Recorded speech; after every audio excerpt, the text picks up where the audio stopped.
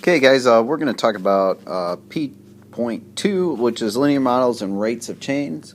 This is a pretty easy chapter since most of this stuff you go over a lot of it and you go really into depths with it in Algebra 1, so it should be fairly familiar. Let's start it off. Alright, first let's talk about slope. Alright, slope, pretty simple. It's the rate of change. It's also rise over run.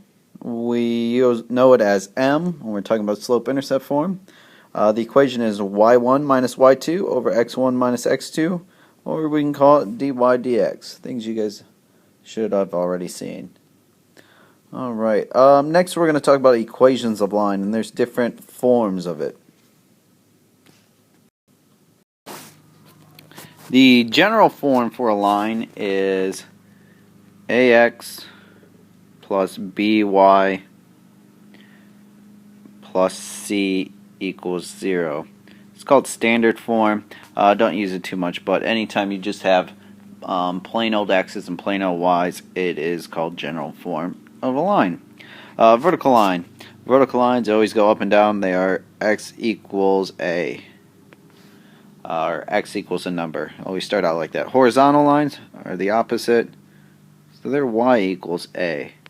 Or sometimes you'll see y equals b. It's all the same thing. Now slope-intercept is the big one. It's y equals mx plus b. Or m's your slope and b is your y-intercept. This is going to be the one we use most often in this class. So keep that in mind. Point slope we'll use sometimes.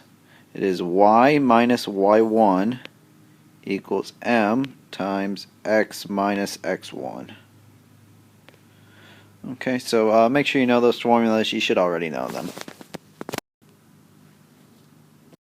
Alright, next what we're going to do is some example problems just so you guys, if you get stuck, you can go through and watch these. So first one, if we're going to find the equation of a line given a point and a slope. So the equation of a line, we always use y equals mx plus b. Well, the one thing we got here is the m, but we don't have the b yet. What we know though is that in the point we have an x, we have an x and we have a y. So what we're going to do is going to plug these three in and solve for b. So negative 2 equals m is 3, x is also 3, plus b. So negative 2 equals 9 plus b. So subtract it, b equals negative 11. Now that we have those two, our m and our b, we're going to plug that back in. So our final answer is y equals 3x minus 11. Okay, next what we're going to do is find the equation of the line given 2 points. So what we still need is an m and a b. So we'll write that out, m and b. We need to find those. Well, what we could do is find the m, because m is y1 minus y2 over x1 minus x2. So plug those in. So we got 8 minus 0 over 2 minus 5. Great, isn't this going to be lovely? So we get 8 over negative 3. So, awesome. Way to pick some good numbers, Riz. Let's go through. So m is 8 over negative 3, or negative 8/3. Now what we're going to do is pick a point. This is probably going to be a little bit easier, maybe. And that's going to be our y equals mx plus b. So y equals mx plus b. Our y is 0. M is 8 over negative 3. X is 5 plus b.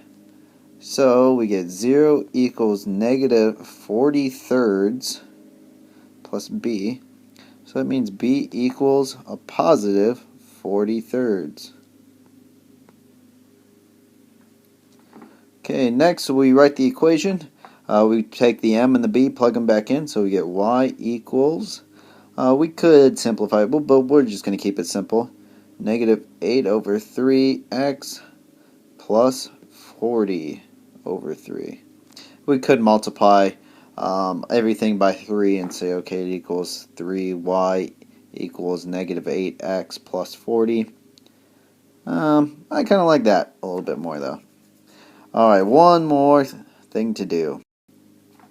Next, what we're going to do is find the equation of a line given a point and is A parallel and B perpendicular. So we're going to do two lines here and hope we got enough room here. So we have our point X and Y. What we still need is our M, and basically we're going to have two different M's. We need to solve this equation for Y to figure out what M is. So we'll subtract the 4x over and we get negative 2y equals negative 4x plus 3 and divide everything by 2. So y equals 2x minus 1.5, and that doesn't even matter because when m is parallel the slope is 2. When it's perpendicular it's the opposite reciprocal, so it's negative 1/2. So let's go through and do part A where it's parallel. Y equals mx plus b. So here's our x and y, so we get 1 equals 2 times 2, so m times x plus b.